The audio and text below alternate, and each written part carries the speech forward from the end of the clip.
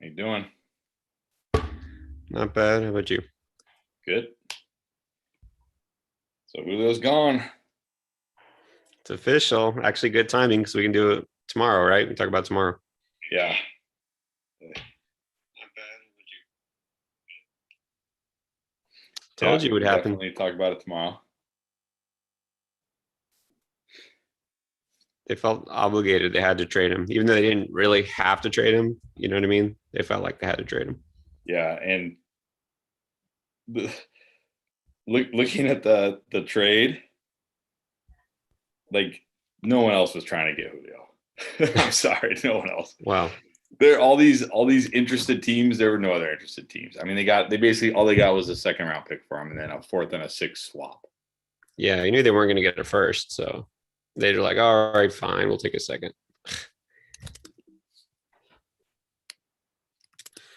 It's not very good for them, but you know what? Like I said, they felt like they had to do it for financial reasons, and then they had to get something. And Julio didn't want to be there, so they're just like, "Screw it, we'll take a second round pick."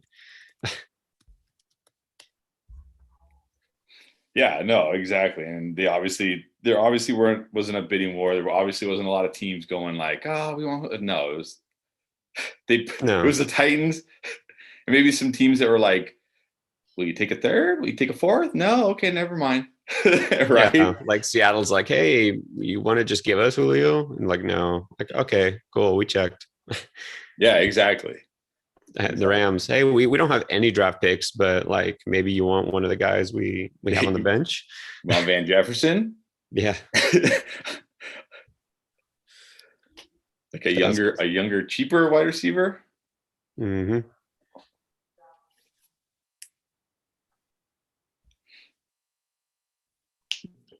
Looks like everybody's here. That's good. Almost.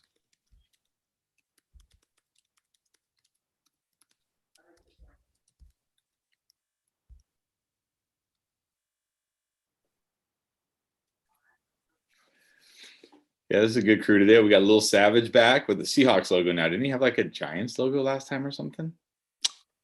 No, I think he was Seahawks. Giants is somebody else. Or maybe he was. Well, I don't remember. I just remember he made some picks and everybody was like, "What?" Like DJ Moore in the third or something, and He like, took he took Joe Mixon in the first round. I think that's yeah, what it Joe was. Mixon in the first. Watch, we're gonna look back on these drafts and be like, "Dang, little Savage, like knew exactly what was gonna happen." Exactly. Well, we'll see. We'll see what he brings today. We'll see who takes Julio in round two.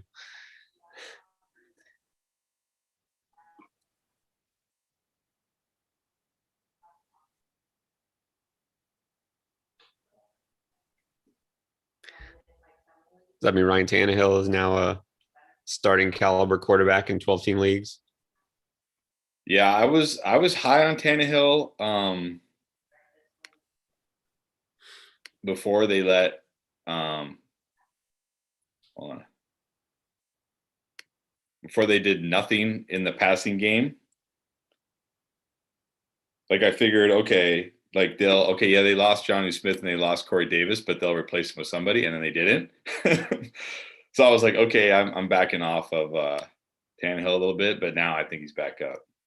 Yeah, you have to. I mean, he had nobody to throw to, but it's looking pretty good now. I mean, I don't know that. Like, would I take him over Stafford or Brady, or Burrow? No, but he's a decent fallback option.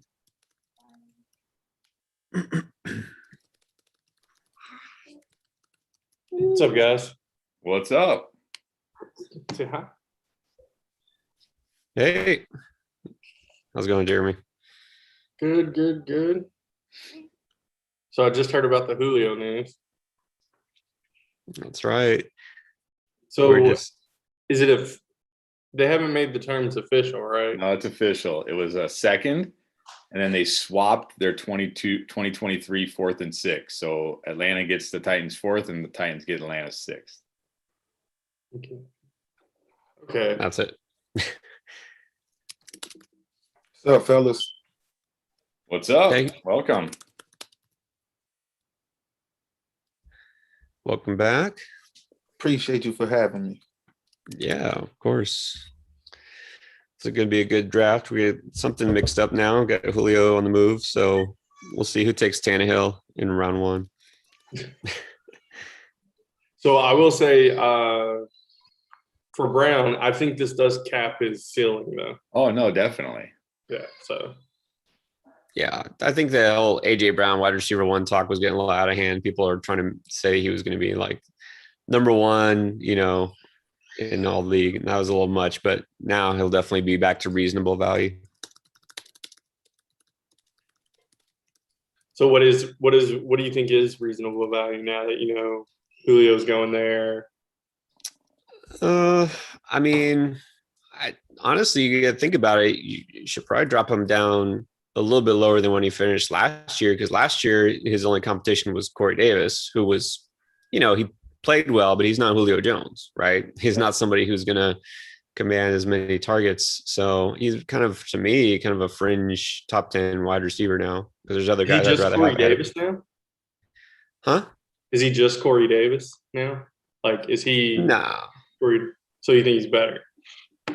No, I'm just saying, okay, so who would I have over AJ Brown? Definitely Justin Jefferson, definitely Calvin Ridley, obviously. I think Michael Thomas, Terry McLaurin, Allen Robinson, probably ahead of him. Keenan Allen, I think. Probably where you get to like Mike Evans, that's kind of where he lands. So maybe number 12.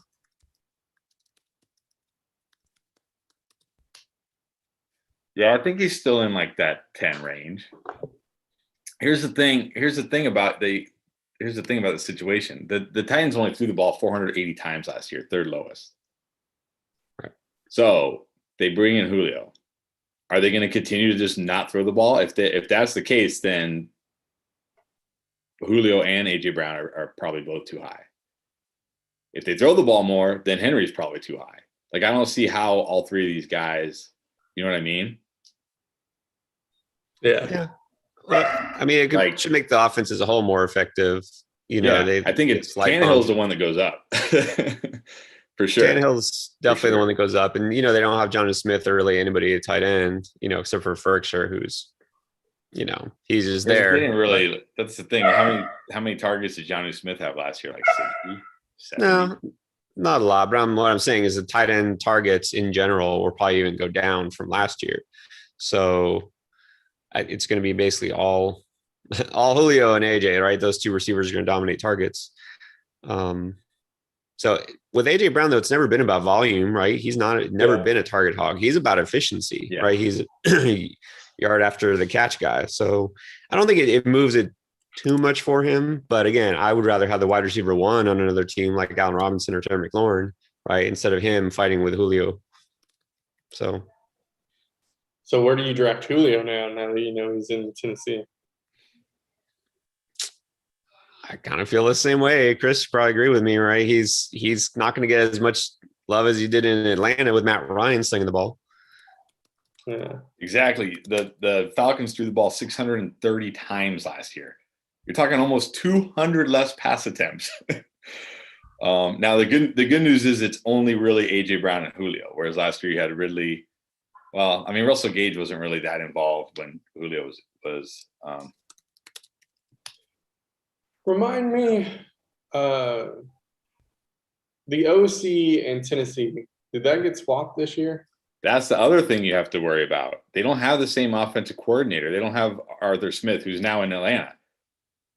They could become a more. They bring in Julio. Like, I really wish. Who's the OC there now? I can't think of who he is or where he came from. I just remember they got a new one, and I was like, okay. Let me look it up because I know. Oh, yeah, I guess I'm being lazy. I could look it up as well.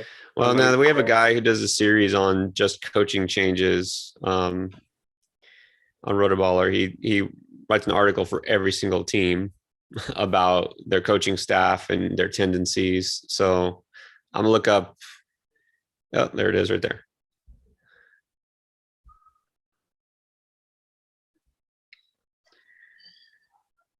All right.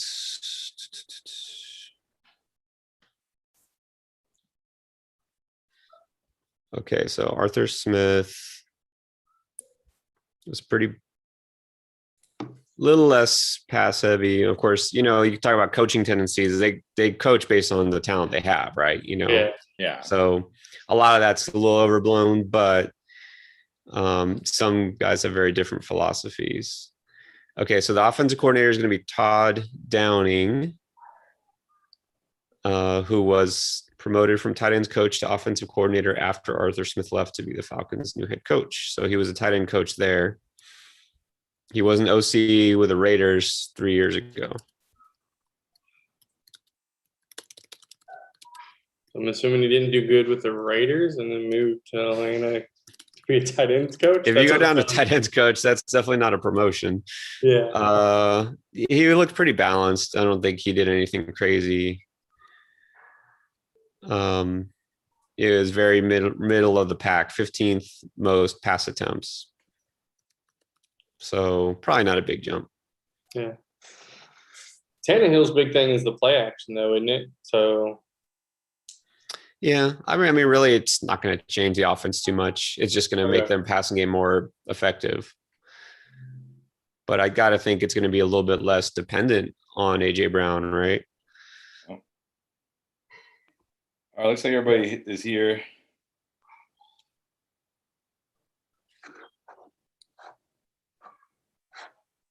Let's get this started.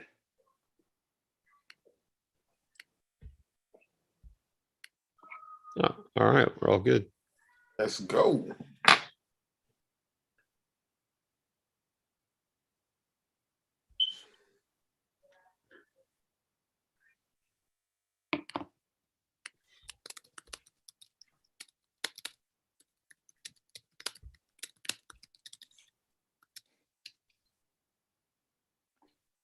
Where's that? Oh yeah, now that's right. It's 7, 8, 9 this week.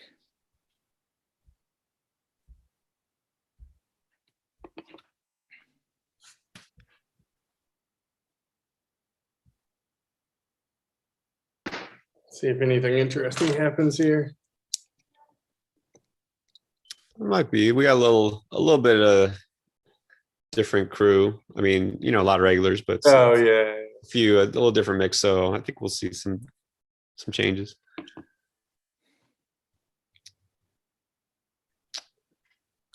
All right, let's see how savage he gets. Is this the guy who took Mixon in the first round last time? Yeah, that's right. That's right. We'll do it again. Let's see if he does it again. I'll be interested to see what you two do at the end, especially next to each other. Oh, I like that.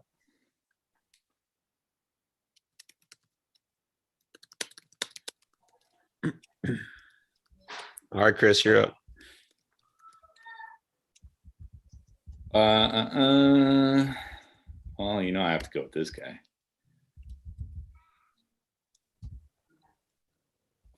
Man, you got Zeke at the 9? Holy hell. The sad thing is ooh,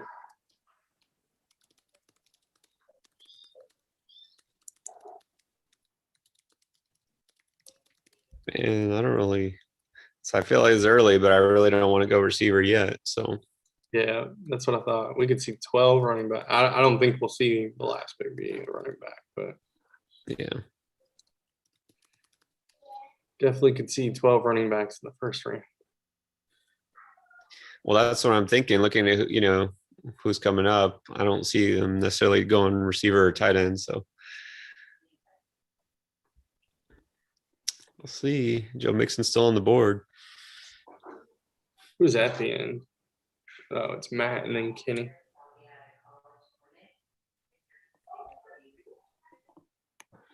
All right. Does Matt know he's on the clock?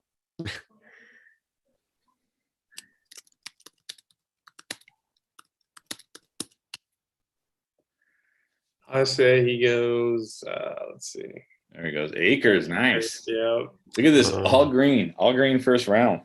Oh, and then Kenny switching it up. Oh, there you go. Kenny. Monkey wrench. Kenny going 0 RB. All right. I didn't see that coming, but all right. I'm gonna get my guy, I think, unless he purposely screws me by getting my guy twice in a row.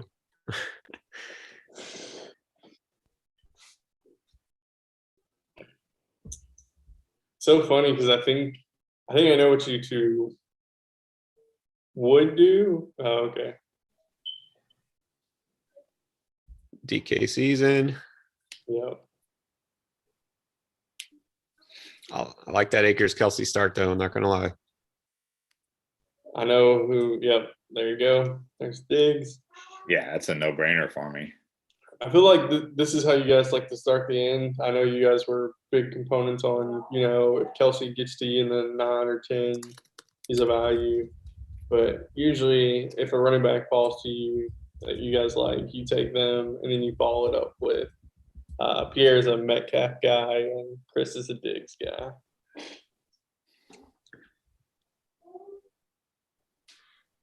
Yeah. Chris, you got like a dream start there at the 9 spot. Yeah, for sure. At the 9.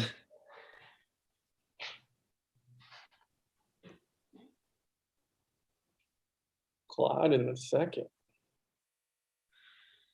Yeah, it's a little early. I mean, I feel like he's been slowly creeping up too. I think you usually get him at the end of the 4th, and he goes to the 3rd, and he was in the middle of the 3rd. He's definitely had a range of outcomes. Which one? Who? yeah. Clyde. Yeah. I don't know about Clyde that early, but I mean, I look at the running backs left. I'm not saying there's necessarily a guy I want over him, unless you like Mixon better or Najee Harris, probably. But it's just so many running backs went early, so it's like, if you're not sold on Mixon, then that's who you're getting. yeah, I'd rather- yes, I would take I'd Mixon rather have or Najee. Najee over him just because I'd prefer to know my guy's getting 20 touches. Yeah. Splitting hairs. Yeah.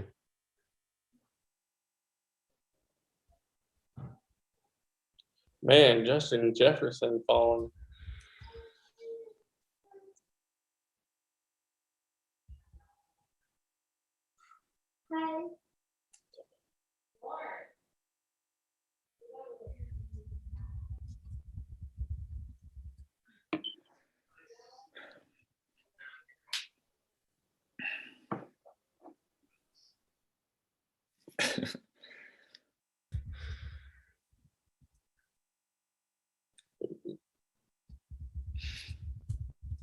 Big Red going 0 wide receiver. Tried that on Thursday. I was not a fan. Not a fan. Did you try to go 0 wide receiver though? I thought you. No, I did the even worse than that, which is where you dip your toe in the water and then take it right back out. Where I took like Amari Cooper in the 3rd and then went right back to running backs, which is like even worse because you really don't have an elite. Like you're not really good at any position now. You're just average all across the board. Although I did have Kelsey. Yeah, that's like the worst strategy is to go like, well, let me get a. Okay, so I'll tell you guys. I'm sure you guys all know who Michael. What's his name? The analysis that Michael Fabiano. Thank you. Who I give all the credit in the world for helping spread fantasy football to the juggernaut it is, but he's not necessarily, I don't think, the greatest analyst when it comes to No, not anymore. Yeah, when it comes to like that stuff. But I remember it was like my second year ever playing fantasy, and it was my first time ever drafting because the year before I auto drafted because it was like my family league. So I found this thing from Michael Fabiano where it said like, okay, round 1, take a running back, round 2, take a wide receiver, round 3, take a running back, round 4, and I did this, and my team was literally the worst team, like the worst team. Because the problem when you do that is you're not great at any. You're okay at every position, but you're not great at any one position, and it's like you're really pigeonholed too. Like if you stick to, so like if you have a structure and you stick to it, you're pigeonholing yourself because the draft can go completely different. That's the other thing. Like if everybody's taking running backs and you're like, well, it's round 3, I have to take a running back because that's what Michael Fabiano said. And I get it. Like I'm not knocking him. He's writing a guide for like the general public as like just a basic, like if you follow this, you'll probably be okay type of guide. I understand. It's like when I was in fitness and people are like, give us like the top 3 exercises for fat loss. It's like, it's not that simple. There's not just like 3, like, you know what I mean? So I get it on that, but that was the last time I ever did that. I was like, okay, I need to like actually learn how to do this.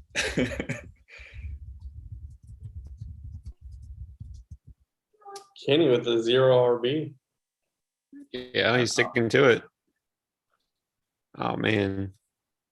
Not that I wanted Julio. I thought Cooper Kupp was going to be there. I think Aaron Jones over Akers for sure in redraft.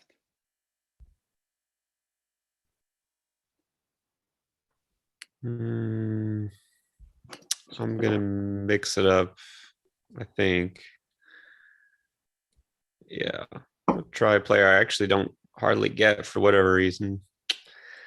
Jeremy, I was going to get Chris Godwin, but since you're on here, I'll change it up. Well, if you're going to leave me Chris Godwin as my wide receiver 3. Yeah. Yeah, as a wide receiver 3, he's fine. I think when you push him into that, oh, he's my wide receiver 2, and he's going to be amazing. That's where I'm like, let's pump the brakes there. Yeah, well, if he's a wide receiver 2, hopefully you already got 2 running backs, right? Because you're still getting him in round 4 or a tight end. So yeah, I get that. Look, I get that because I drafted Godwin way too high in a couple leagues last year, and he kind of burned me. But I'm not holding a grudge because for him, I think it was a lot of injury related stuff. The pinky messed him up.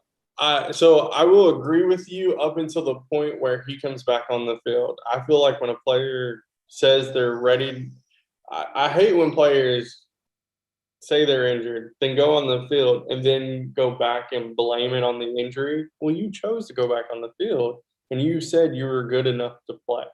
And then, but there are also some of the people who will go out, have an injury, have a blow up game and be like, yeah, see, I can do it no matter what shape I'm in. And I'm like, all right, you can't get the hype from one and then blame it when you don't have a good game. So, yeah, I don't know. I don't remember that he ever blamed it on the injury. I'm saying that that's what it was. I don't think in fact, he played probably when he shouldn't have because he had that splint on his finger. But that's the problem is, you're trying to tough it out and it just doesn't sound good. But yeah.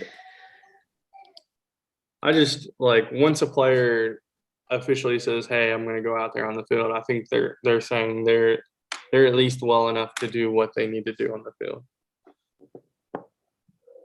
Yeah, I agree. But also sometimes you get, well, I think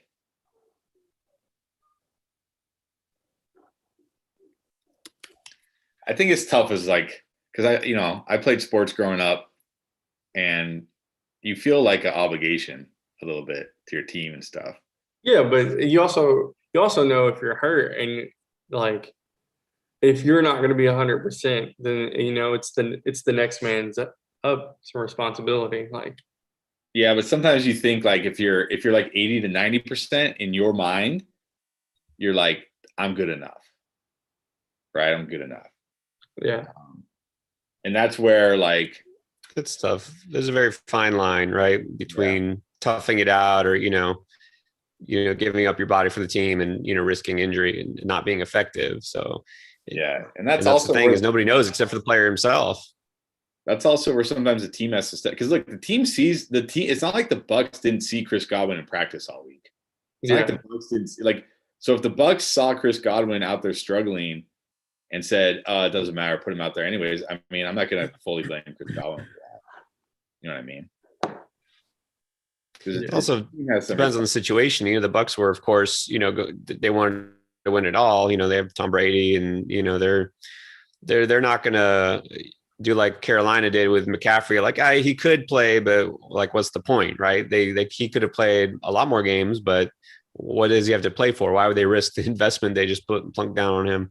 Whereas Godwin is like, look, we just got Tom Brady. We're going to win the Super Bowl. You know what I mean? We're going to do what we can. Not saying they pushed him when they shouldn't have, but it's still a different mindset. You know what I mean? A team that doesn't really need to win versus a team that, you know, they're all in. So that matters. Man, I'm looking at this draft board now. It's definitely different than, I guess, the one we do on Thursday. But some people fell, some people definitely went up. There are definitely some teams I really like here. You notice, like on this one, we have quite a few. Maybe not new, maybe not first timers. I think Mr. Mayhem is first timer, but we have a lot of guys that are newer. So Yeah. Like on the Thursday drafts where it's like all the usual guys, we almost know where everybody's gonna go, right? It's like, okay, he's gonna take these guys, he's gonna take these guys. Oh, I'm up. You're up. I mean, I guess Cortland Sutton is my flex. Looks pretty nice. Mm-hmm. I'll say no to that.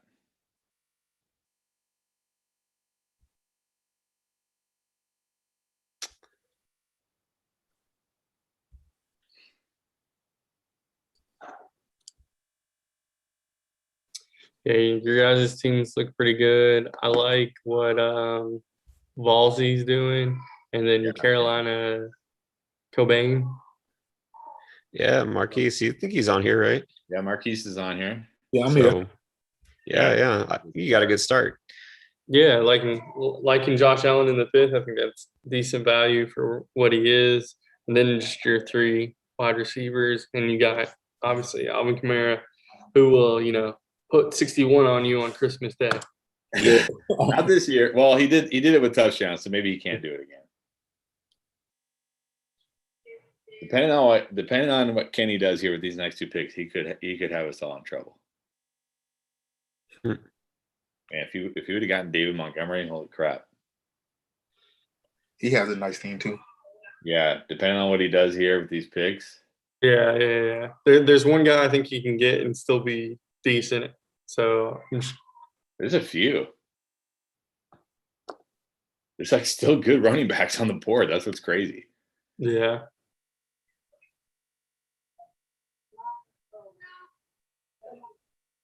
I mean, I guess I can't complain about Miles Sanders in the 5th.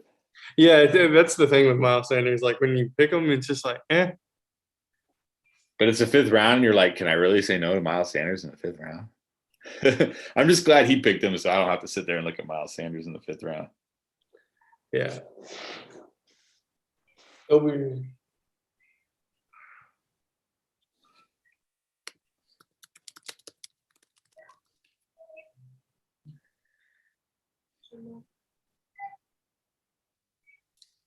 No. Probably had to see one. Be interesting to see who is it? Mr. Mayhem, how hard he hits these wide receivers, or when does he hit these wide receivers? Yeah, what is he literally has a 0 wide receiver. Does he have any wide receivers? Nope, he has 0. That's why I'm like, I wonder who he's Mayhem going. with the literal 0 wide receiver build. I don't know about that. That usually doesn't turn out too good. Oh man, that's who I wanted them to take was Hunt. Yeah, that's the guy. Like that's I think the next best. But you still got guys. You still got. Yeah, he's got Sanders. I don't know. I think the upside. We got this. There's a path for Hunt. I think more than Sanders. Well, definitely, and they run the ball so much. Yeah. So talk about Chenault over Chark. Honest, that little story the other day, Jeremy. I want your take on the Jacksonville receiver situation, because usually when a coach calls out a guy and pushes him and says, you know, I want to see this, I want to see that. I mean, it could go one of 2 ways, right? But he's saying he likes what he sees. You think does that mean he sees Chark as the number 1 guy? So I think Urban Meyer, as far as like, I think he remembers Chark from college, and then but didn't know actually who he was, and then got into rookie training camp and was like, all right, so who are decent players from last year, and saw Chark, and he was like, oh, he's a decent, and he's like, oh, I think he could be really good. I want to push him to be really good. So I definitely think he sees something in him. I think we all do, actually. I feel like we all feel like Urban Meyer. We saw what he did. Chark did his, I don't know if it was his rookie year or his second year, but we saw what he did, and he popped off and had pretty much almost a wide receiver one season, and we'd love him to repeat that. And so I'd like to see it. I think he could be the number one. The problem is Chenault's there, Jones is there, and Jones is a guy they brought in so in the off season. So that's the only scary part. So if I were evaluating right now and you made me choose, it would be Jones 1, Chark 2, and then Chenault 3. My thing is like, and I do this with running back situations too. When you have like an ambiguous situation like that, where it's like maybe it's this guy, maybe it's this guy, just take the cheapest one. Yeah. Yeah. If you're wrong, okay, you're wrong, but whatever, he was cheap. Yeah. Because yeah, it's gonna be something we probably won't really have a good idea of. I was really debating Javonte over Myles Gaskin. I'm surprised he fell that far. We probably won't even know till camp, and even then, like you don't know like which guys Trevor Lawrence going to feel most comfortable with. Like Urban Meyer can be like, I like DJ Chark, but if Trevor Lawrence just like has a connection with Chenault or with Jones, we don't know that yet. So Mike Davis is the 6'11". Wow, Valdez might be winning this draft right now. The hard thing is we don't really know what the offense is going to look like yet, because of Lawrence and Meyer and all the new parts. So are they going to have a lot of deep passes? Because that, definitely benefits Chark. If they're going to work underneath Chenault, is Lawrence the kind of guy who's going to work the slot more? I don't know. I feel like Chark's still the guy there. And I think that the whole thing, that little story, if you want to call it, to me, that's good news for Chark. It means that they want him to be the guy, or at least to improve his game. And we know that last year was kind of down for him. So I feel like he can get back to, now that he's going to get back to what he was, 2 years ago.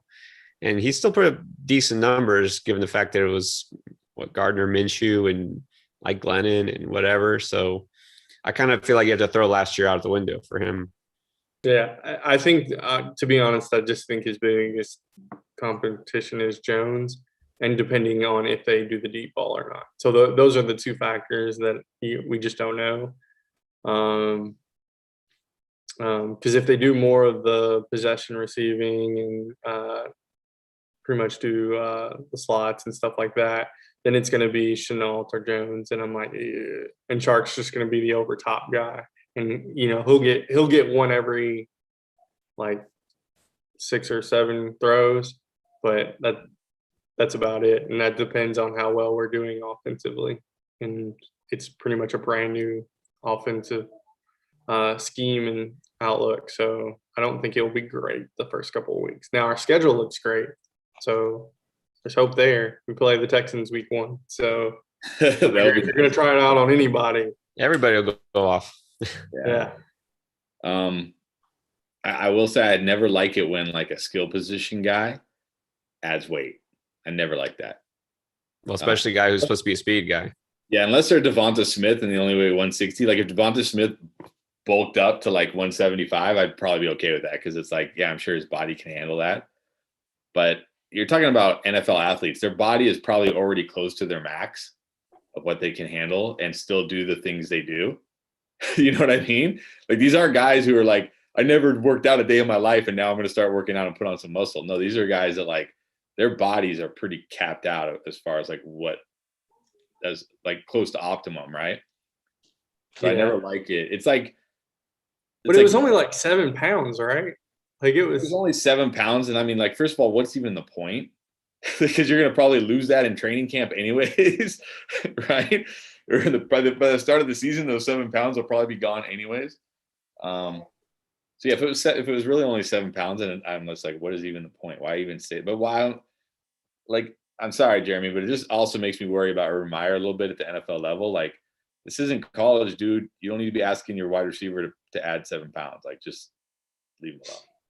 So I do worry a little bit on that. I think we'll see. I mean, already knocking him, but I'm starting to get a little nervous about him. Yeah, I just I'm a wait and see guy, I guess. Where like he has all this accolades and stuff from his college days, and so I've went back and looked at that, and then everyone's just like they see his moves and stuff, and he might not just be the like office guy, but I want to see his work on the field before I critique him anymore. So Yeah, no, for sure. It's too late for that, Jimmy. It's already June. You have to pass judgment right now. You can't. There's no wait. There's no waiting. Wow, if I Hawkinson. have to pass judgment right now, he's going to be the next Bill Belichick. You got it. So All right. yeah. I'm the only one that saw that Hawkinson at the 7-4. I know. I'm telling you, Marquise getting some great value. I almost took Hawkinson earlier, but I didn't want to take a tight end before I got my second running back. But yeah, I'm big on Hawkinson. The more I think about it. Then you got Robinson in the 6. I don't think that's bad at all. Mhm. I mean, I probably would have taken Davis over Robinson just because I feel like a little. Yeah. But I'm trying to be like you, not see that he had a need there and he filled it. The name matters a little bit, but I'm not going to knock a guy for liking one guy more than another.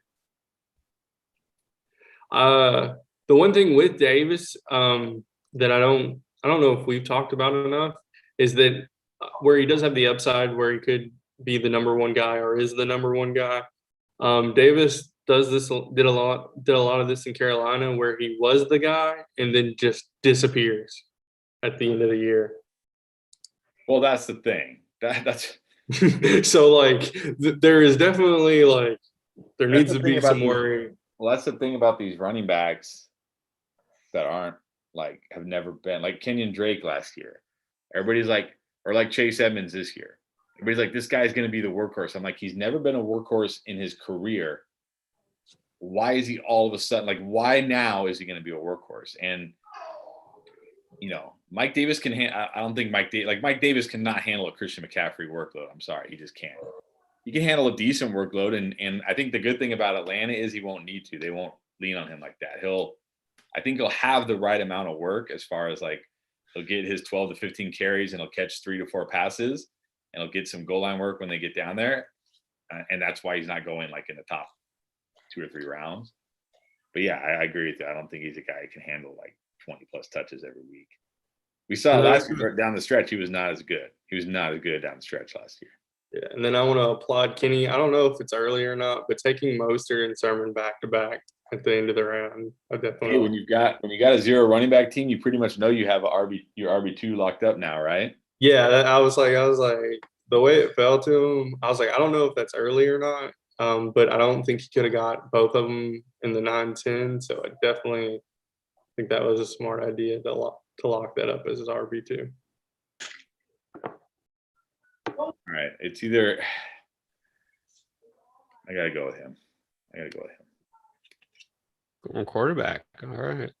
I mean, it's either him or a running back I was looking at, and the running back is like he's good, but is he going to be great? He could lose his job. So give me the upside of Jalen Hurts. You don't think he could have got him in the 9th? No, especially with Stafford going already. Like I don't think. I mean, maybe. I guess there's only a couple teams that don't have quarterbacks, so I don't know how Lil Savage and Big Red feel about Jalen Hurts.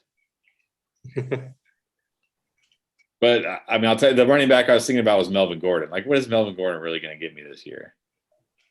Yeah, well, I almost took Melvin Gordon, and I was like, okay, I'll just shoot for upside with Carter because I've been taking a lot of Melvin Gordon because I feel like he's a good value, but that's only if you can get him. I mean, 8th round? I know, but here's fine. The thing. What is best case for Melvin Gordon? Javonte Williams is terrible. Is like Rashad Penny has no impact, and he's like a mid RB2. Well, I could give him both touches. I mean, I think it was Gordon and Lindsey. I'm asking what's the best case for best possible case for Melvin Gordon. Well, best possible. I mean, okay, we're not talking like Javonte Williams gets injured or anything like that. We're talking best possible case for Melvin Gordon. We're talking Javonte Williams either is so bad that they don't even play him, or he gets hurt in preseason, and it's all Melvin Gordon. What is he going to finish at? It could get 1,000 yards and 10 touchdowns. Okay. What did he get last year? 986 and 9. Okay, so what was he? RB14? That I don't know. Something like that, right? He hasn't been chosen, so I can't click on his name. Fortunately, 13, RB 13. So I can draft the best case scenario RB13, RB12. That's like if everything breaks perfectly right for him, right? Or I can draft a QB who I think has top 5 upside. he at least will have, if not a more confident QB or the same QB, and won't have to play with a QB who was undrafted and playing the wide receiver position. Yeah. Oh, but I think but that's okay for Melvin Gordon because in that game all they did was run the ball. I mean, they didn't move the ball, but yeah, but it also like touchdowns are key for Melvin Gordon. I feel like if he got more touchdowns, he would. But So if you put him on a better offense and give him the same workload, the touchdowns are the biggest thing. My point being, when I'm deciding between Jalen Hurts and Melvin Gordon, to me, it's like, okay, Melvin Gordon, best case is like a top 12, top 13 running back. But that could be said for Jalen Hurts. Is his best? But that's not Jalen Hurts' best case. That's not his best case. That's my best case for Hurts. We're talking Melvin Gordon's like best case. If has no impact on the season, is running back 12 or 13. And we got to believe Javonte Williams is going to have some impact on the season. So he's probably more like 15 to 20, more realistically, maybe even lower. I just feel like Hurst can. I don't know. What's Hurts? Okay, let's say Hurts' best case if the Eagles never bench him. What's his bet? What do you think his best possible case is for Jalen Hurts if the Eagles never bench him? If he plays like a Lamar Jackson season from a couple of years ago. No. I have him as like a top. The most he can reach is like top. I don't even feel comfortable saying 6, so I'm gonna go 8. Okay, even if that's your best case scenario, that's still better than Melvin Gordon. And we're talking about Melvin Gordon having no impact, no Javonte Williams impact at all, which we have to believe at this point is not going to be the case. Yeah, I think the debate there, I mean, taking Hurts is never a risky move unless you reach for him like way too high. But, it'd be like, okay, do you take Melvin Gordon? Or you take, Michael Carter or Chase Edmonds or Trey Sermon? I think that's the debate. You want a guy who could get 1,000 yards, 10 touchdowns, or Michael Carter who maybe is a top 10 running back or maybe does absolutely nothing, or Chase Edmonds, which is kind of really boring, safe PPR, like a poor man's James White kind of thing.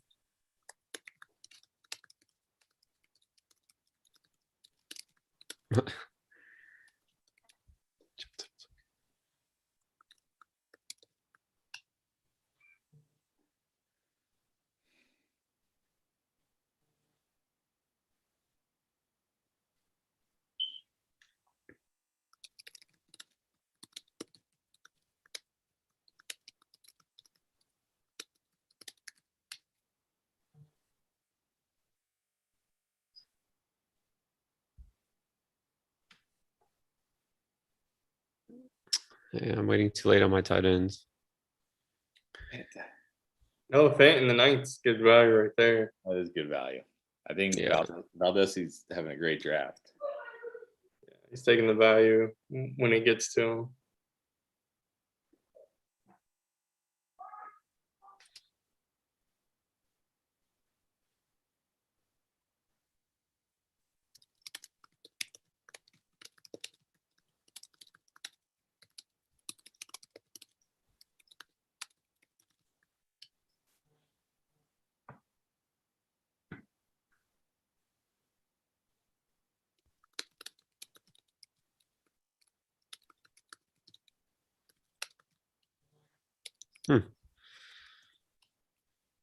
Interesting. Reading the chat. All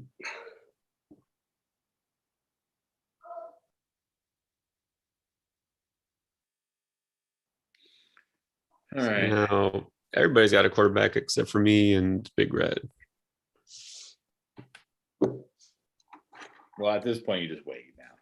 Yeah.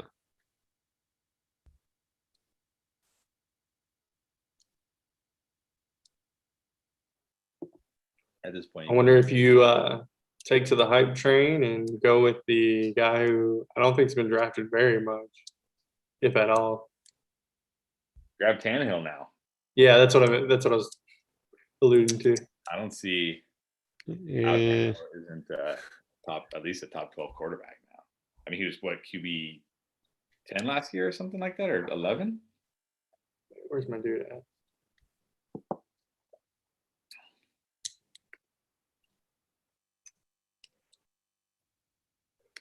So you got Sharp, Pittman, Cook, Rager. Not bad. Definitely questions on all of these guys, but Well, that's the problem. yeah, Because here's the thing. Here's the thing when you do this build. You have first of all, you have to start 3 of those guys. You have no choice. So, if 2 of those guys are terrible this year, which let's be real, even though I like Rager and I like Pittman and I like Chark, 2 of those guys, there's a path for 2 of those guys to be terrible this year. Definitely. yeah.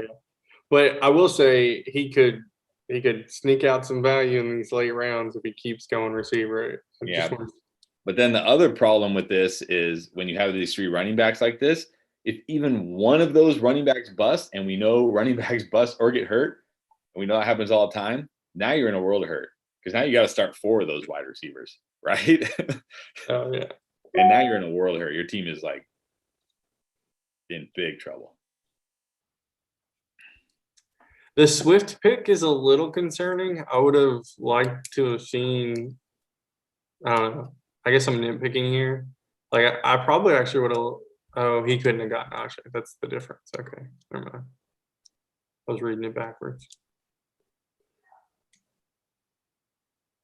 Dobbins, Parsons. Yeah, I guess Swift was probably. I don't know. I'm just not high on Swift anymore.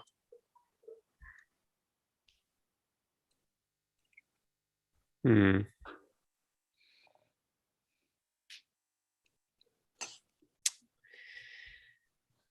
I mean, I don't need a receiver, but I already got 4 running backs. Got a tight end and a QB. Oh, There you go. Nobody else was taking him. I'll take him When Jeremy and Young Money aren't in the drafts, you can get Russell Gage in the 10th. in the 10th, especially today, man. oh yeah, that's what I was thinking. I was hoping Mr. Mayhem would get him. I was like, if he gets Gage, he's good. He's at least got probably 2 decent receivers out of 5. I mean, he's my wide receiver 6, but if nothing else, I'm gonna get him so nobody else gets him. Yep.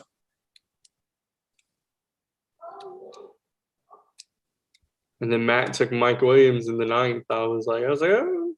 Mm-hmm. That's a good spot for him. Yeah.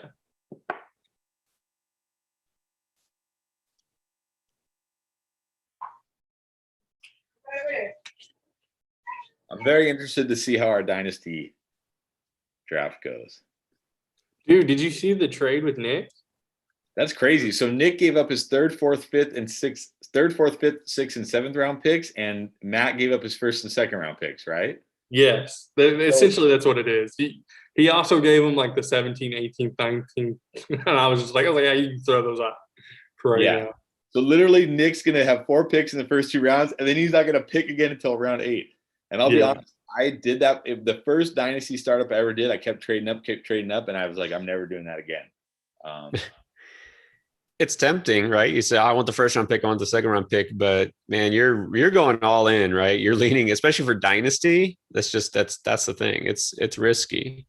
Yeah, it's all in, win now, because So I will say I messaged Nick and I was like, I guess you're in win now mode, and he says, maybe I am. Maybe. I was like, looks like win now mode to me. It's also risky for Matt. Like, dude, you don't have any top 2 picks. Like, you don't have a single top 2 pick. Well, for Superflex, yeah, that's the thing. It's risky because you could go. I mean, I don't know. Do you just start out with young quarterbacks and hope it pans out? I guess it could if you wind up with guys like Fields and Lance as you're starting too, and then maybe they both turn into stars. I don't know if I don't think in Dynasty Lance or in Dynasty Superflex, Lance and Fields are making it to the third. Are they? I mean, To the third round. Yeah. maybe. We'll see. I've seen Lance go, I think, first and second. And I was like, what? That's the thing. Well, it's Superflex, right? You're talking about Yeah. rookies, which as good as it gets is a rookie QB because they're pretty much, I mean, they're not the safe. Obviously, they can still bust, but like a first or second year QB is like is as safe as you can get. Like Patrick Mahomes is pretty much the safest fantasy football dynasty pick you can possibly have, right? Yeah. Like we know he's going to be the starting every year he's healthy, he's going to be the starting quarterback for like the next 10 years. Real quick, since we're talking about it, the reason I brought up the trade acceptance thing, because obviously you had to accept that. Are you going to turn that off during the draft? Or I already turned it off. All trades will go straight through. Okay. Well, I was just like, I didn't know if you were turning it back on. And then I was like, if he has to accept every trade while the draft's going on, I think that's going to annoy him more than anything. I was like, but yeah, it'll be interesting. I'm still trying to trade my first round pick. So seeing if anybody wants it. What'd you say you're looking for? A second rounder and something later probably on? Another high pick. So, well, I'm sure once you when you're on the clock and people like see who the players, that's when like the trades will, right? When you're on the clock and people are like, oh my God, so and so is sitting there, I could trade up and get him. That's when you can make those trades. Yeah. Yeah. So it's funny because I'm co-managing with the one guy, and so for Dynasty, neither of us have done them. We've looked at them and we've mocked them before and stuff. So this will be my first actually Dynasty league. So the format's a little different than my normal one, so that's something to get used to.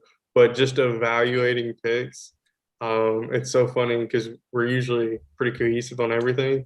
We apparently don't value picks the same way. So like he goes off of a chart that I guess he found, and I'm like, dude, that chart doesn't mean nothing to me.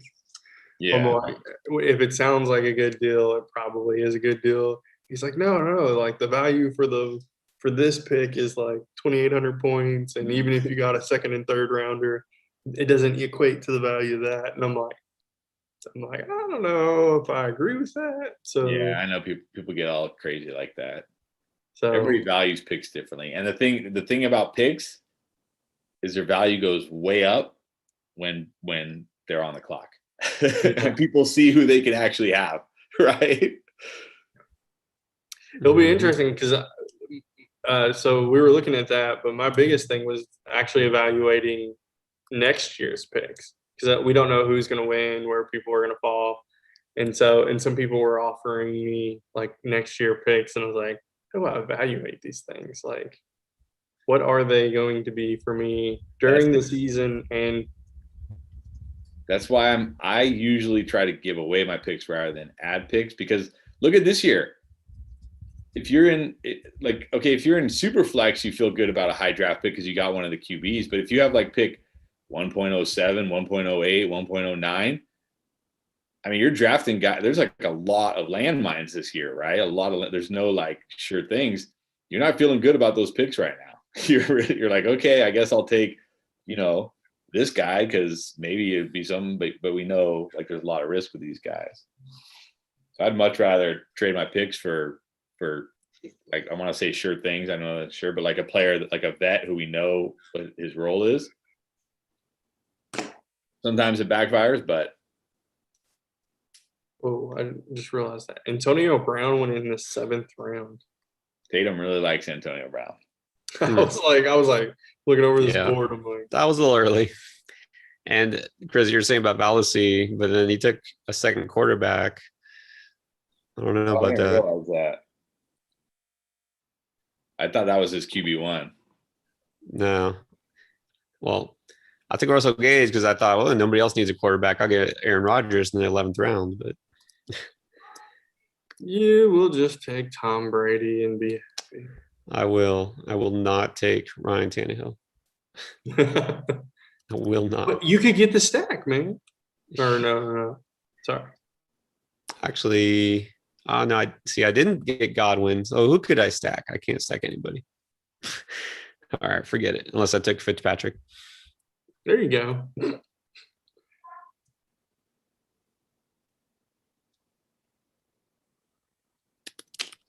Him in a super flex league, like if you get him late, I think he'll win you some weeks. Yep. Absolutely. Just like, I mean, what? Like every other game's a revenge game for him. Pretty much at this point. I'll tell you, nobody wants to talk about it, but I wrote up the other day, and who might wind up being a zero, but could wind up winning leagues is Deshaun Watson. Because if that stuff gets put to bed before the season and he plays a full season, Well, here's I think it will be put to bed before the season. My worry is, he's not playing for the Texans. Yeah. Even if the NFL's like, we're not doing anything, you're good. He's not playing for the Texans. So now they have to work out a trade before the season. So I still worry a little bit. I do draft him in my best ball drafts, like as my QB2 when around that 140, 150 range. If there's nobody else I really like, I'm like, screw it, I'll just take Deshaun Watson. And even if he gives me 8 games of top 5 QB value, that's worth it, right? But I do worry in season long, like if you draft them and nothing happens to him as far as the cases go, but he's like, yeah, but I'm not playing for the Texans, and the Texans are like, okay, but we're not trading you because the market sucks. Some team will throw out. It's different than the Julio thing, right? He's not like an aging injured wide receiver. This is a franchise quarterback, like he was not even 30. So there'll be teams who are foaming at the mouth to try to get him.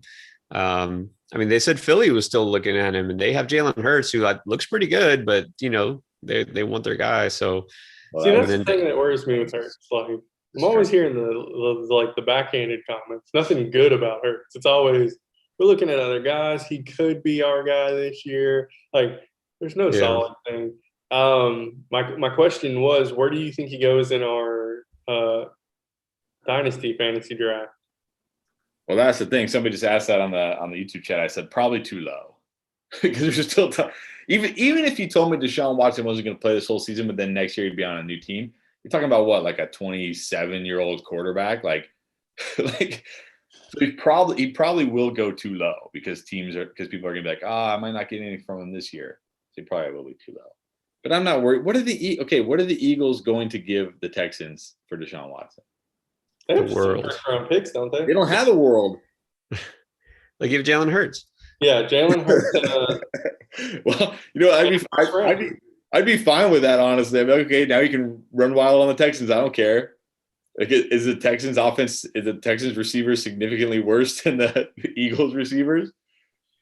So my thinking was there would be some stupid like 3-way trade between maybe like, depending on if Rodgers wants out, Denver and the Texans, and so they all can get what they either want or need. I don't know what that would look like, but that would be interesting. So don't know who's going where, but obviously Rodgers would either end up in Denver or the Texans. I think Green Bay would love to throw Rodgers to the Texans and be like, here. I think if Green Bay could he wouldn't do that. Change Rodgers into Deshaun Watson, they would do that in a heartbeat.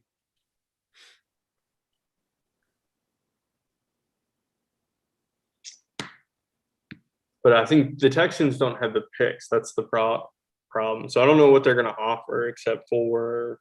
Well, they're offering Deshaun Watson. They don't need the picks. They have Deshaun Watson. But they're going to want picks. So they're going to want picks. That's what I'm saying. Yeah. So that's why I'm saying, like, these teams that people throw out, it's like. All right, let's look at this.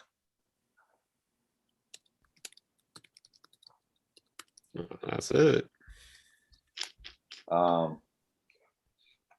I just wonder, like, again, the problem is, like, I think if all this stuff would have never happened, then the Texans probably would have traded them already, because they could have traded them before the draft when these really quarterback needy teams had these high leverage picks, right, that they could trade. But now you're like the team, like now it's going to be a lot harder, right? It's going to be a lot harder than it would have been because these teams are like either drafted their quarterbacks, like the Bears. The Bears aren't going to go trade for Deshaun Watson now, obviously. The Broncos still could, but I don't know what their picks look like next year. So it definitely gets harder for them now. And that's my concern is that he comes back like towards the beginning of the season, the NFL says, okay, you can play. And then Deshaun Watson says, screw you, Texans. I would rather sit than play for you. And the Texans are like, well, teams aren't throwing like, because you can't trade Deshaun Watson for like a first. You just can't. Like, that's terrible. Like, you have to get like multiple firsts. Like, we're talking about a franchise young quarterback. Like, that's as valuable as it gets. So just a real quick statement to that. Like, I feel like they would have been the first to know about the situation. Like, obviously, just regionally, like, obviously they are where Deshaun is. And so they probably either heard rumors or something. I was really surprised they didn't trade him before and then the scandal came out and then there be something. So that was the weird part about all that. And then it was like, oh, it's there. And then they were like, oh, yeah, because I think they were saying before the scandal broke out that he was still our guy and we're going to work it out. And then after the scandal, they're like, what happens, what happens. We're not commenting either way. I was like, oh yeah, he's definitely not playing for you now. Yeah, well, that's the problem. That's the problem if you're a team like that. Like, you have a franchise quarterback entering his prime. That's literally, there's nothing more valuable in the NFL than that. It's not easy to trade that guy because you can't trade him for like a first round pick, like one first round pick, or like a first and a third. Because you basically just got hosed. Like, your franchise is done. Your franchise is already in trouble, and you do that, your franchise is done for like the next 5 years, right? Because you're not going to replace that with just a first round. So you have to get like multiple firsts. Can you compensatory the first rounds? Like, so if he plays the whole season, you get a second rounder or a second first round. Or if you guys make the playoffs, get a third first round pick. Can you do it that way? I'm not for sure. I'm not sure either, honestly. I don't know. But I mean, if they like that to me is the scary thing about Deshaun Watson this year. Yeah. This year. I'm not as worried in the future because, again, if even if he doesn't play this whole season, let's just say worst case, and then they trade him next offseason when you do have these teams with high leverage picks who are quarterback needy and are like, fine, we'll give you like our 2 first round picks this year and a second next year or something crazy like that, right? Where you get like a massive draft haul from them. But those are gone now. So anyways, does somebody want to grade? Jeremy, you want to grade? I can if you need me to. Yeah, go for it. Yeah, go for it. Go. All right. So I'm just gonna go front to back, and I'll just do it on a 1 to 10 scale. All right. Jay Tatum has Caffrey, Jefferson, Waller, Chase, Ayuk, Dak Prescott, Antonio, T. Marshall, Duke Johnson, Tony Pollard, Naeem Hines, and Mitchell. I definitely like the strategy. Like, he got the 1.5 running back, so he was like, I'm not touching a running back until the 9th round. I will say I do have some questions on some of these picks, but I mean, I think Tatum just likes who he likes and he's going to take them. So what I'm going to do is I'm just going to grade it at a 7, because I have some questions about some of the people he took and even some of the later round running backs like Tony Pollard. I see if Elliott plays the whole season, Tony Pollard he's going to sit on your bench the whole time, and he cost you a 10th round pick. It's not a huge pick, but it's still a 10th round pick. So Ballsy. So he went Cook, Thomas, Allen, Galladay, Johnson. I really like his start for sure. Then followed it up with Davis, Wilson, Gordon, Fant. I really like this team. Davis again. He did pick up a second QB. I actually don't mind the second QB just in case something happens to Wilson. He still has now, obviously, man, it's just. I guess he could have instead of Rodgers, he could have went with another running back, Yeah. and so that's the only thing there. But if he thinks Cooks, Davis, and Gordon can get him through the year, and if they do, it's a solid team, and he's got. If someone does get hurt, I think he has backups. The only questionable part is his RB2. So I'm gonna Yeah, give that's why I would have liked them to grab another RB there just to give him a little more yeah depth and a little chance. Because, like, you're not. I mean, are you gonna like you're not. If Russell Wilson is healthy, are you playing Aaron Rodgers, or vice versa? Like, are you gonna mix and match Russell Wilson and Aaron Rodgers? Like, I don't know. I don't think that's necessary. So I don't think yeah. it's necessary, but Other than that, great team. yeah, like I definitely like it. And then he can obviously drop one or maybe trade him. I don't know. I don't like drafting trade potential. Like that's a little weird. Yeah. But I definitely do like this team. So I'm gonna give him a 7.5, almost an 8. If he would have chose a running back where the Rodgers was, he probably would have got an 8.5 just because he would have had the depth. So let's go with our next one. Uh, Big Red 588. I don't know if he's ever drafted with us or with you guys before. So there's Barkley, Kittle, Mixon, Moore, Smith, Williams, Odell Beckham, Will Fuller, James Conner, Kadarius Toney. That's right. Kenneth Gainwell, Ryan Tannehill. Nice. Hmm. It's good value in the last round. Yeah. So just looking at the makeup. With Barkley and Mixon, he sprinkled in running backs in where I guess I would have liked him to just hit running backs at the end, I guess. Because I feel like the biggest problem here is just his wide receiver core. And then he broke it up even more with the running back picks. So he's got a Moore, Smith, and Smith's kind of questionable. Odell Beckham, we really don't know what he's going to do. He's going to be decent. We just don't know how much, and it's not really a pass-heavy offense. Will Fuller could be the guy in Miami, or it could be somebody else. Tony is in the is in with a bunch of other wide receivers in New York. And Moore is a number one. Yeah. I'm going to give this a 7. Yeah, just the wide receivers. It's not even who they are. It's just the situations they're in. Just kind of scare me. And the fact that he kind of separated them. If he would have went straight all like 6 wide receivers, depending on who he would have gotten, and I think I would have just liked it more. Because like they're all boom bust. Every receiver is boom. Like Devontae Smith might have some big games. He might be a great receiver, but we have no idea. And Fuller is always boom bust. And Tony, we have no idea. You know, DJ Moore is more of a wide receiver 2 than a wide receiver 1. So, yeah, it's gonna be very shaky. Yeah, that's my only. So Carolina. This is the guy who's in the Marquise. Zoom, right? Mikey. Marquise. Yeah. Yeah, he's still here. What's up, man? What's up with you? All right. So we got Kamara, Brown, Evans, Thielen, Josh Allen, Robinson, Hawkinson, Gallup, Drake, Parker, Williams, Brown. Your start, I really like. Kamara's fine. You waited on your second RB until about the 6th round.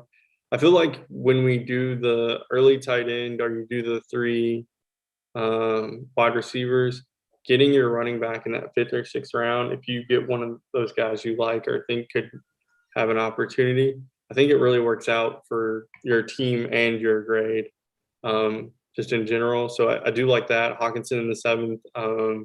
I've seen him go higher, and I think he's great value there. Gallup, I feel like he could be boom or bust, but he's your flex play, and like you also have Drake as a flex, Parker. So I think you did really good as far as that. I do like this team. I know we say taking QBs early, you kind of want to wait, but Allen in the fifth, I think, is fine. Like when you get to the fifth and sixth rounds, and you can get like Allen, Murray, and Lamar, I think that's great value for where they should go. So I'm going to give you an 8. I do like this team a lot. So, Right on. Thomas Love, he's got Taylor, Hopkins, Harris, Pitts, Judy, Claypool, Herbert, Fournette, Bateman, Jones, Hubbard, Moore. I think Hopkins is actually I think that's good value late in the second, because he's super consistent. And then you have Harris, who's just gonna probably, I think he will be a 3-down back, and his workload is gonna be. I'm not saying it will be Derrick Henry's, but I think he will come close. Then he went for Pitts. I'm not on the Pitts train, I guess. Like I see him as a rookie tight end who could be great. I think fourth is just early, but I know there are some people who are like, he's mine, or they love him, and a lot of people do. So if you want him, you almost have to take him in the fourth. I'm just not sold on him. But I guess I get the thinking that this is going to be, one of the top 4 tight ends of the year. Judy as his second, and then he's got Claypool, Bateman, Jones, and Moore. Leonard Fournette as your third. Herbert in the 7th. I'm going to give this a 7.5. My real concern is just your wide receiver 2 and 3. I think Judy and Claypool could be great. The only thing with Claypool that really scares me is Ben, and if Ben gets hurt, I feel like that's going to drop every Steelers receiver, and I'm not predicting injury. I just think at some point they're also going to want to try out who's his backup. Mason Rudolph? No, Ben's. Yeah, isn't it Mason Rudolph? No, didn't they? I thought they picked up the one guy from Washington. I thought he was the backup. Kyle Allen? No. Who was the guy that got in trouble last year? He was like a number 1 pick. Why can I not remember this game's name? He was Washington's Dwayne Haskins. Yes. Isn't that Ben's backup?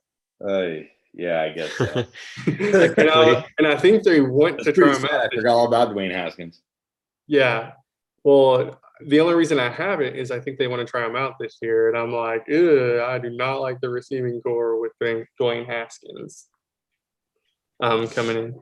So, but even if that was someone else, I still think your 2 and 3 receivers would still be a little rocky. So I'm going to give you a 7.5. How do you say this? Navister 89. Yeah, Henry Edwards. I don't mind going 2 RBs early, but I feel like you have to hit wide receivers. You did go Allen Robinson, then you went Josh Jacobs. That's the part I don't like. You went to Tyler Lockett, Lamar Jackson, Robbie Anderson, Chase Edmonds, Goddard, Elijah Moore, Gronk, and McKissick. I think you have way too many running backs and not enough wide receivers. You were at least starting 3 of these receivers, and so you're putting Robinson, Lockett, and Anderson in. And if one of them get hurt, your wide receiver core looks. You drafted 2 tight ends in a 1 tight end league. Yeah, I'm gonna have to give this 6.5 just because you have way too many running backs, not enough wide receiver depth. You have 2 tight ends, and I think you're going to be hurting. If one of your wide receivers, even if one of your wide receivers don't get hurt, you're going to be hurting on wide receivers just in general. So Little Savage. So I don't know if he was as savage this time, but not as savage as last time, that's for sure. Yeah. So Eckler, Ridley, Terry McLaurin, Chris Carson, ATN, Malcolm Brown, Juju, Harris, Joe Burrow, Mooney, Mike Gesicki, and then Trevor Lawrence at the end. Let's see. I want to know It's a little early for Hollywood. what is Terry McLaurin doing at the 3-7? Yeah. True. Good value. So- Started out great. Those first 4 picks is really solid, but middle those receivers in the middle a little. And the ETN pick, like you have your 1 and 2, like ETN is now slotted as your flex play for sure. Yeah, could have had Sutton or Higgins. Yeah, Sutton there I would have loved. That's my biggest thing is I understand taking running back, but when you have 2, I would say decent or secured people in that position, taking the 3rd right after that, it just hurts your value. Like you're now leaving him in your flex spot. It doesn't give you the flexibility, I guess, and that's something I really like having.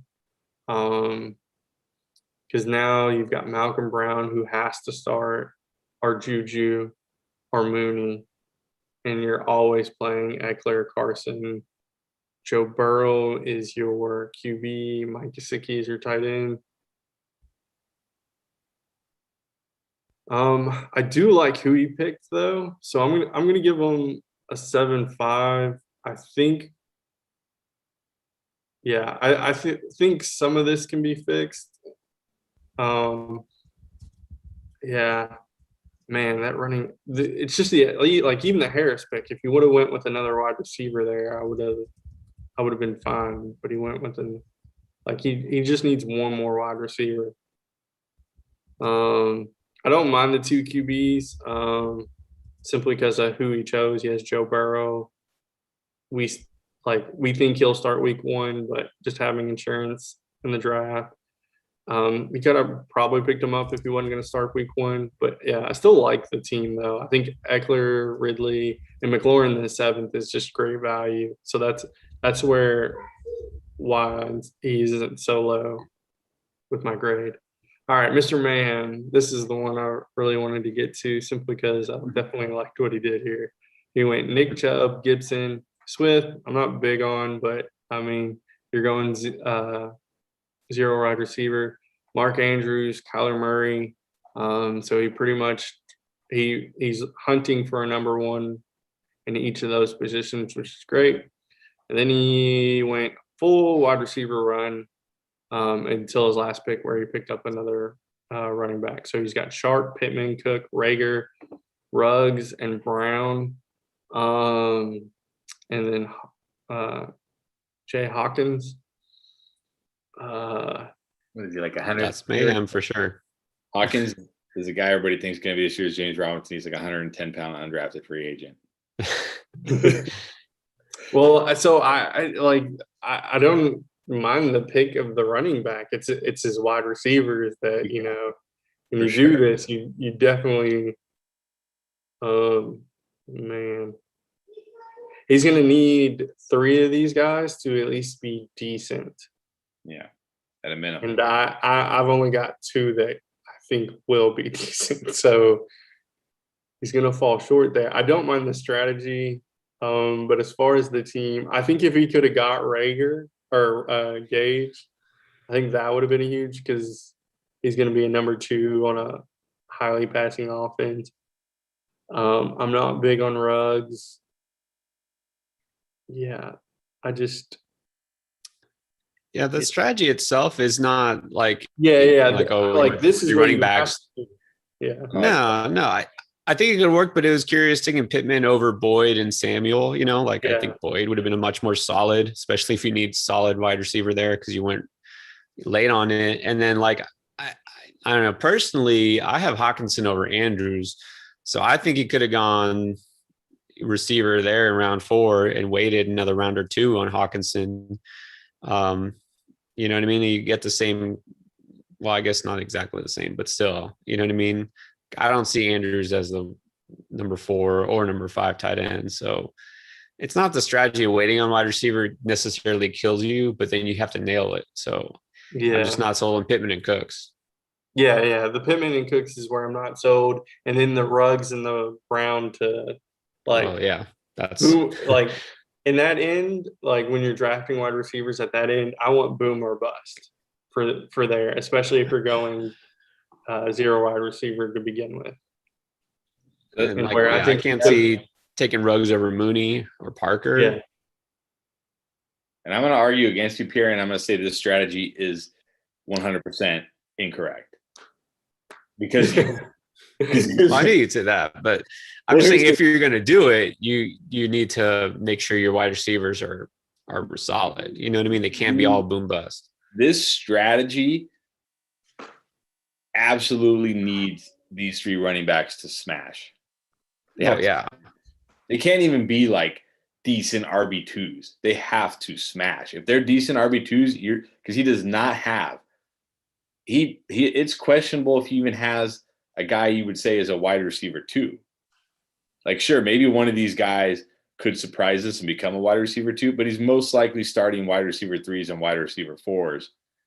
So if his three running backs don't absolutely smash, I'm like, if they don't finish they don't all finish in the top like 15 or better, then his team's not going to be good enough. It's just not. And that's the problem with this RB strategy. I think you can do an RB strategy, and I think you can be okay. I think when you go RB, and especially when you go RB, tight end QB, right?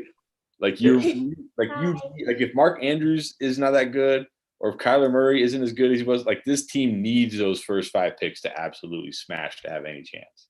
Well, yeah, that's the thing. He's betting on the fact that having those 3 RBs is a dominant advantage. So obviously, if that doesn't happen, then the rest of the roster like really doesn't matter unless Pittman becomes a top 10 receiver and the stuff like that, which is not going to happen. But that's the thing too, is if you're going to get tight end before you take your wide receiver, it's got to be like Darren Waller, or I would say if you wait 2 more rounds, you get Hawkinson. I would have liked that better. You know what I mean? If you're going to take a tight end before your wide receiver 1, if you're going to take a quarterback before your wide receiver 1, like they have to be top 5 guys. And Murray, yes, but Andrews, no. Well, and I'm going to give my grade. I'm going to give him. It was a nice try, nice effort. I liked the template of which he did it. So some of the guys are a little questionable, and just where he took them. So I'm going to give him just a 6.5. But the next guy, man, I'm about to rip him apart. He didn't even take a tight end. He didn't. That's a 1. That's a 0. You did it again, Chris. I didn't even notice that. All right, instead of Darrell Henderson, give me Irv Smith. No, too late. Using that. You're too busy running Zooms and YouTube and commissioning and all that jazz. No, that's okay. So I'm in a draft. It's called Battle Zero, and I think I've told you, but half teams have to do 0 wide receiver, and half teams have to do 0 running back. Some teams have 2 quarterbacks and 2 tight ends, and I'm the only team without either. And everybody's like, and I'm on my last pick. It's coming up to my last pick, and people are like, "Wait, you're not taking a quarterback or tight end?" I'm like, "It's June. Why would I draft a quarterback unless I can get one of the elite guys? Why would I draft a quarterback or a tight end right now? And why would you draft 2? Like, if you have Kyler Murray and then you have Trevor Lawrence in June, that's a huge strategical error, because you're better off taking a chance on like a running back or a wide receiver who could either like show in camp that they deserve more playing time, or because of injury inherit more playing time, right? So I'm like, so that was my strategy here. I'm like, I don't need a tight end in June. That's all. That was mine. Excuses. Actually, I just completely forgot. So you did start off strong. You got Elliott in the 9th, great value. Don't care what you think about him or what your opinion is. Still pretty good value. Diggs, Cooper, Godwin, Sutton. You definitely have 4 strong wide receivers. Gaskin as your RB2. A little shaky. We don't know what's going to happen, but he's still solid as an RB2. You picked up Boyd. You got Hurts. That's definitely good. Ronald Jones could get the job. There's a way for him to be the guy on that team, even though he fails year in, year out. Edwards has his role. Latavius Murray definitely sees some. Henderson in the 12th is not bad. Yeah, if this team had a tight end, it would be like an 8 and 8.5, but they punted a position that is of need. So I'm gonna have to give him a 7, just a This team 7. is so good, it's going to win with a 0 at tight end every week. This is dominate. Yeah. Doesn't even matter. No. Yeah, I would definitely give you an 8 if you chose in the tight end. It wouldn't have mattered who you put. You just need Well, that. looking 7 at the tight ends, it would have been Irv Smith at the 12. Yeah. Yeah, pretend Irv Smith is there instead of Daryl Henderson. I don't think All it right, changes then, much. then you get your 8.5. Now, here's something interesting. I want to see you and Pierre because you guys did the exact same thing until round 8. So he went Aaron Jones, which I'm fine with in the 10th, especially since I think he still will finish as a top 8 running back. Metcalf, Lamb in the 3rd's not bad. Woods in the 4th. Higgins, Hunt. I definitely like Hunt over Gaskins. I will say that. Samuel, Carter, Dylan, Gage, Logan Thomas. Jay problem is probably loving your last 2 picks. That's right. So I'll shout them out. Yeah, I really like this team. I think you drafted a tight end. That's all you needed to do to beat Chris. So I'll give you a 9. I really do like this team. I think you're sturdy at every position.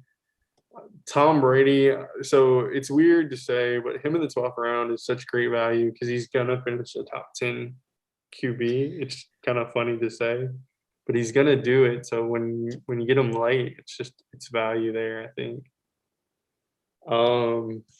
So I gave you pretty much a 9, pretty much. So we'll move on to Matt, who went Cam Akers, Travis Kelce, Jake Dobbins, Julio Jones, Montgomery, Chenault, Samuel, Stafford, Williams, Mims, Campbell, and Hardman. So I think Matt is a Ravens fan, so I think that's the reason for the second running back. So I think he kind of try to go like Matt 0 loves wide Dobbins. receiver, and then just either liked Julio Jones or just wanted to grab him in the 4th. Then picked up Montgomery. The Montgomery pick is a little weird because he's got Akers and Dobbins. I guess he's going to flex Montgomery and then play Chenault, Samuel, and Williams. Or no, just needs Jones, Samuel, and Chenault. Yeah. Well, it's weird. He only has 3 running backs. He never took a 4th, which I mean, I Is that guess right? if you're solid in those 3, but you're gonna have to play waivers. Maybe. Yeah. I mean, yeah. I mean, probably. But But- we assume they stay healthy, Yeah. then he's okay. Right. Like Yeah. I like that And I'm assuming health for most players. I So like that he like- at least loaded up on wide receiver the rest of the draft because that's where he really needs help. yeah. Yeah, but that's probably the wide receiver position is a little more about quantity than quality because when you take Montgomery there, you're looking at Chenault as your wide receiver too, and that's a little iffy. Yeah. Well, when you took Montgomery, it didn't change except for Waddle. So, right? Yeah. Yeah, no, that's true. I mean, he's at the end there, so it didn't matter the order. I guess that's true. But going running back in general when he had the 2, I think it's fine. It's just Well, I think the real problem, he's very high on Dobbins. I think that's the real problem. Instead of grabbing somebody like Cooper Kupp or Robert Yeah. Wood or Chris Yeah. Godwin, I don't know who he likes there. And then getting Montgomery as his RB2, I think his team's a lot better that way because now he has 2 potentially very good wide receivers, 2 potentially very good running backs, and the best tight end. Like now his team is very good. Yeah. right. Montgomery could be just as productive as Dobbins. You got him 2 runs later. He's your More RB2. productive than Dobbins, honestly. Yeah. But I know Yeah, so- Matt really is really high on J.K. Dobbins. So Yeah, and he's also went with the Jones hype.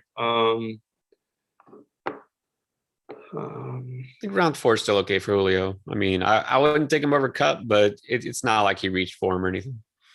Yeah, like I'm gonna give it a 7.5, close to an 8. Like I don't mind the strategy if the 3 running backs stay healthy, and I think he has enough wide receivers to make it through. I guess again, Mims I like, Campbell. Yeah, it's just. I guess it's maybe it's the Chenault and Samuel. Are they number 1s, number 2s, or number 3s? in They fantasy, don't know. like 2s and 3s. I mean, Even But Debo, do they have the shot to be ones? even Debo when he like his first Mhm. year, and he's never been like a one. Like, Yeah. as fantasy goes. And I guess that's where I would have liked him to take a guy that could be a number one, I guess. I don't know who would fit that. So maybe like Samuel or Cup or Woods. That's what I'm saying. If you instead of Dobbins, well, I'm That's the thinking thing. about where he took the other two wide receivers. Was there someone else he could have took that we would think would Not could really, be but that's the number one? problem is once you wait past round 5, there's no wide receiver Yeah. one caliber types. Then that's the thing. You got to get those guys earlier. You know what I mean? And then the running back values are better because you got Gaskin, Hunt, Montgomery, maybe Mike Davis or Javonte Williams. Those guys could produce similar value more likely. You know what I mean? So, yeah. All right, let's get to the last guy. I gave Matt a 7.5. Kenny went Adams Hill, so definitely like that start. But you're gonna need a running back. Went Patrick Mahomes in the 3rd round. Got the Cup in the stack. 4th. So he's definitely got his 3 receivers. Definitely has the best QB. Then decided to take his running back in Sanders. He definitely needed it. I don't know if Sanders is that great. I probably would have picked somebody else, but I'm not going to knock him if Sanders is his guy. He picked up his flex play in Waddle, and then he attacked running back again. And I actually, this is the part I really like about his draft. He went Mostert and Sermon, so he has the RB2 for the San Francisco 49ers, unless someone else from that depth chart surprises us out from the backfield. which probably will at some point. Could. It always does, but Which could happen, but we're gonna. It's not very likely. So I feel like it will be one of them too. Sure. So I definitely like that. And then he went Landry, and so where I like this stack, I feel completely opposite about the Buffalo Bills in that stack. Yeah. So he went Moss and Singletary. I had him last year.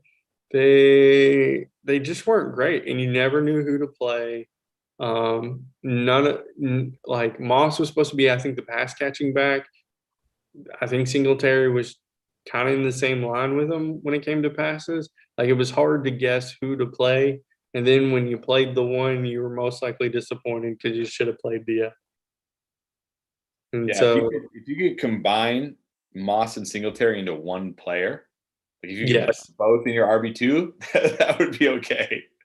But when you have to pick, and it's tough. So where I love the Mostert and Sermon, I'm going to give you the opposite reflection on the Moss and Singletary. It just doesn't work out. They don't run the ball enough. And if someone is running the ball, it's most likely Josh Allen. So I'm not saying he's Lamar in any way, but it seems like he's a better runner than both the running backs. So Yeah. Got Robert Tonyan, like that as late round tight end. If you'd picked, oh man, here's what I will say: if you would have picked anyone other than Moss and Singletary, I probably would have given you an 8 or an 8.5.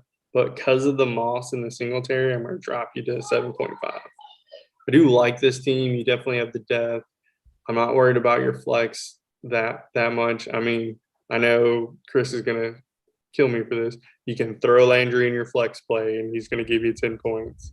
Sure. And so you definitely have the big upside with Adams, Hill, and Mahomes.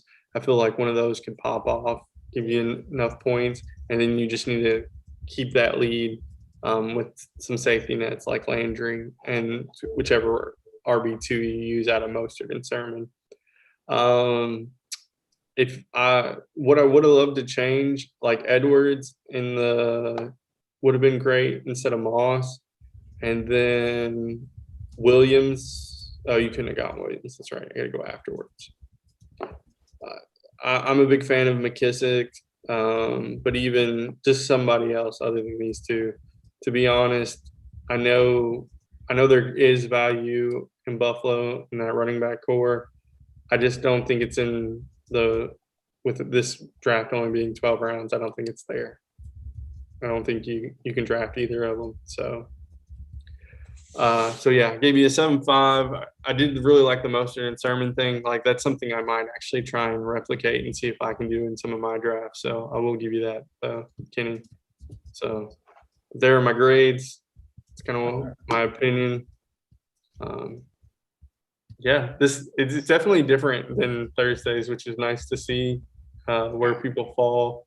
I think some value definitely did fall. Some people did some, I don't want to say weird things. They went and got who they wanted. And I'm not going to fault anybody for that. I do it a third of the time too. So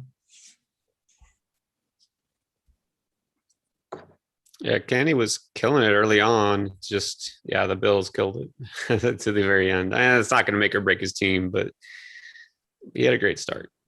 So, yeah, like zero. I love a start. Like again, like I said, I'm going to try and copy that Mostert and Trey Sermon thing. I think that was awesome to do, especially if you're going like 0 RB in the first, saying, hey, I'm going to secure my RB2 by just taking the backfield of San Francisco. I think was an awesome idea. Hmm. All right. Well, I'll be sending out the emails here shortly.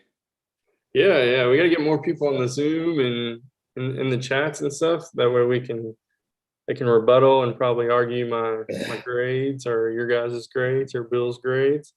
I got to get them on the Discord, right? Mm-hmm. Are we going to record? So that was a question, just real quick, with the Dynasty fantasy. Are we gonna YouTube or Zoom any of that or no? Well, now we're doing a slow draft. We can't because Yeah, what we might could do is we'll might have to do is like maybe a recap after the fact. I don't know if we could do it. We could open it up where whoever wants to jump in from the draft, and we could just react and say, "Oh, here's what I was thinking," or this is kind of a recap explaining where. So we could do that even one round at a time. But yeah, we could. That's a good idea. We could do that. We could jump on like maybe 2 or 3 rounds into it. Everybody who wants to jump on the Zoom, jump on YouTube Live, and just chat about our picks and what we were thinking. Yeah, and you're gonna start that Monday, right? Yeah, I'll probably launch it when I wake up. I'll message everybody tonight, but I'll probably kick it off when I wake up tomorrow morning, which is usually like 6 a.m.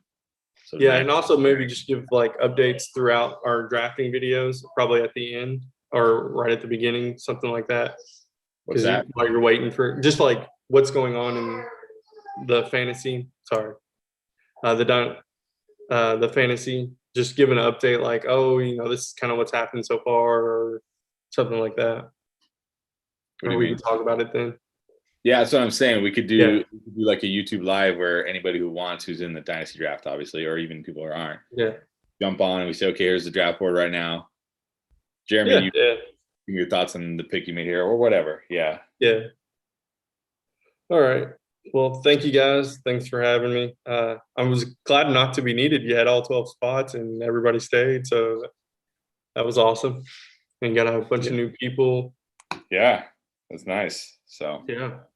All right. Well, look for the emails here shortly, and then we'll see you guys next week. All right. See you guys. Thanks for grading, Jeremy. Appreciate it. Oh, no problem. Anytime.